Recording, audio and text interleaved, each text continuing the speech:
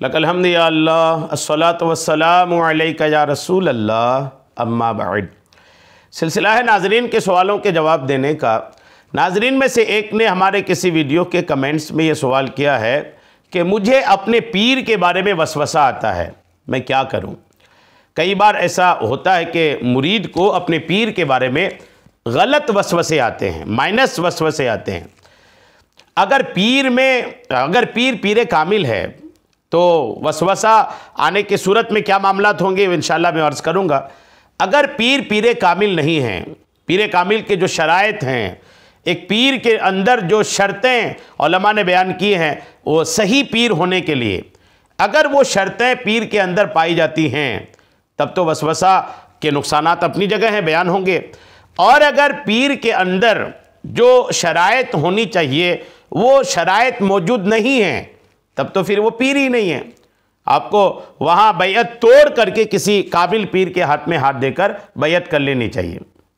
और अगर आपके पीर में जो शराइत हैं वो चारों शराइत या उससे ज़ायद भी कई जगह उलमा ने शराइत बयान किए हैं, तो पीर कामिल के अंदर अगर जो शराइत होनी ज़रूरी है वो शराइत अगर हैं तो वसवसे के नुकसानात हैं। फिर अब आप कहिएगा वो शराइत कौन कौन से हैं, तो उसके लिए मैं इंशाल्लाह क्लिप अटैच करूंगा, आप उसको देख लीजिएगा ताकि आपको मालूमात हो जाए कि क्या शराइत हैं। तो आज हम ये बयान करेंगे कि अगर पीर कामिल है उनके बारे में अगर मनफी वसवसे आते हैं, गलत वसवसे आते हैं, क्या उसके नुकसानात हैं। आइए तवज्जो के साथ सुनिए। शेखुल शुयूख हज़रत सैयदना शहाबुद्दीन सोहरवर्दी रहमतुल्लाह ताला अलैह अवारिफुल माआरिफ शरीफ में फरमाते हैं, पीरों पर एतराज़ करने से डरना चाहिए। वसवसा मतलब एतराज़ ही होता है। पीर के किसी मामले में, किसी हरकत में, किसी काम में, किसी बात पर मुरीद को वसवसा आता है, मतलब एतराज़ की ही सूरत बनती है ये। तो क्या फरमाया शेख शहाबुद्दीन सोहरवर्दी रहमतुल्लाह अलैह ने कि पीरों पर एतराज़ करने से डरना चाहिए कि ये मुरीदों के लिए ज़हर कातिल है, मुरीदों के लिए ये ज़हर कातिल है। कम कोई मुरीद होगा जो अपने दिल में शेख पर कोई एतराज़ करे फिर कामयाब हो जाए। अपने पीर पर, अपने शेख पर एतराज़ करने के बाद कामयाब हो जाए, ऐसे मुरीद बहुत कम हैं। शेख के तसर्रुफात से जो कुछ उसे सही ना मालूम होते हों, उनमें हज़रत सैयदना मूसा अलैहिस्सलाम के, हज़रत सैयदना खिज़र अलैहिस्सलाम के साथ पेश आने वाले वाक़यात को याद कर ले।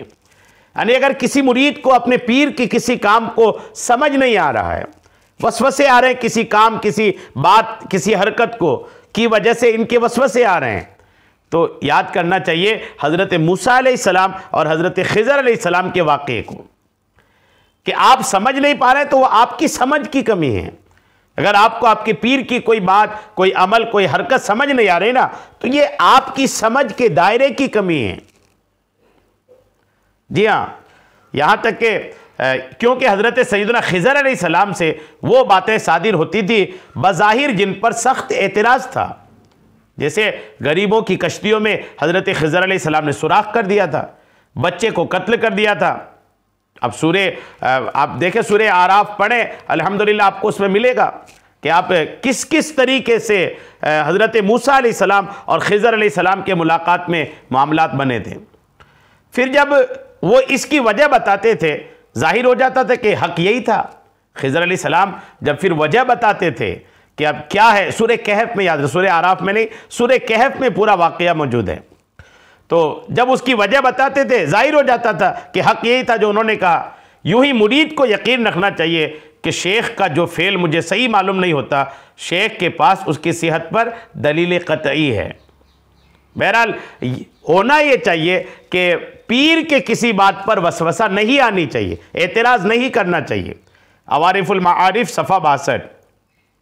शेखुल हदीस हज़रत अल्लामा अब्दुल मुस्तफ़ा आज़मी रहमतुल्लाह अलैह फरमाते हैं, अगर पीर में कोई हल्की सी खिलाफ शरीअत बात कभी देख ले तो फ़ौरन एतकाद ख़राब ना करे और ये समझ ले कि पीर भी आदमी ही है, कोई फरिश्ता तो है नहीं।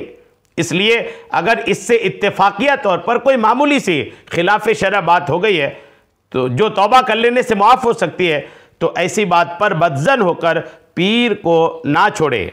हाँ, अलबत्ता अगर पीर बदअकीदा हो जाए या किसी गुनाह कबीरा पर अड़ा रहे तो फिर मुरीदी तोड़ दे, क्योंकि बद अकीदा और फासी के मोलिन को अपना पीर बनाना हराम है।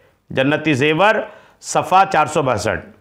और आला हज़रत रहमतुल्लाह ताला अलैह के मलफूज़ात से है कि जब आला हज़रत की खिदमत में अर्ज़ की गई कि अपने पीर से बज़ाहिर कोई ऐसी बात मालूम हो जो खिलाफ सुन्नत है तो उससे फिर क्या, उससे फिरना कैसा? तो आला हज़रत ने फरमाया कि इसकी वजह से फिर जाना महरूमी और इंतहाई गुमराही है। जी हाँ, कसीर तौर पर इस तरह के अक़वाल हैं। हाफिज़ुल हदीस सैयदी अहमद सिलजिमासी रहमतुल्लाह ताला अलैह से ये मनक़ूल है कि मुरीद की अपने पीर से सच्ची मोहब्बत की अलामत यह है कि मुरीद अपने पीर को अक्ल के तराजू में तौलना छोड़ दे, यहाँ तक कि उसे अपने पीर के तमाम अफ़ाल व अक़वाल और अहवाल बिल्कुल दुरुस्त दिखाई देते हों। हाँ, अगर कोई बात समझ में आ जाए तो ठीक, वरना उसे अल्लाह अज़्ज़ा व जल्ला के सिपुर्द कर दे, मगर इस बात पर यकीन रखे कि पीर का अमल दुरुस्त ही है। ठीक है, लिहाजा याद रखिएगा कि वसवसे जो आपको आते हैं ना, वो पीर की गलतियां देखने की वजह से, खामियों पर नज़र रखने की वजह से ज़्यादा वसवसे आते हैं। तो पीर की खामियों की तरफ नहीं, पीर की फ़ज़ाइल की तरफ तवज्जो रखें।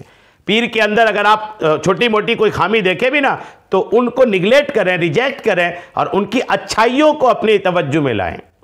और उसके बाद भी अगर वसवसे आते हैं और आप परेशान हैं वसवसों से कि मुझे पीर से मोहब्बत है लेकिन ये वसवसे मुझे परेशान करते हैं, तो फिर ऐसी सूरत में आप परेशान ना हो, उन वसवसों को रिजेक्ट करना सीखें, जैसे ही आए उसको दूर करना सीखें, दुरूद पढ़ें, आका करीम अलैहिस्सलाम का नाम लें, अपने पीर का जिक्र करें। इंशाअल्लाह धीरे धीरे जब वसवसों को आप किनारे करना शुरू कीजिएगा ना, तो अल्लाह ने चाहा तो वो वक्त आएगा कि फिर वसवसे आना ही बंद हो जाएंगे।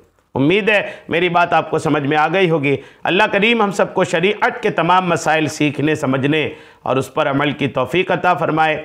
आमीन बेजाहिन नबी अमीन सल्लल्लाहु ताला अलैहि वसल्लम।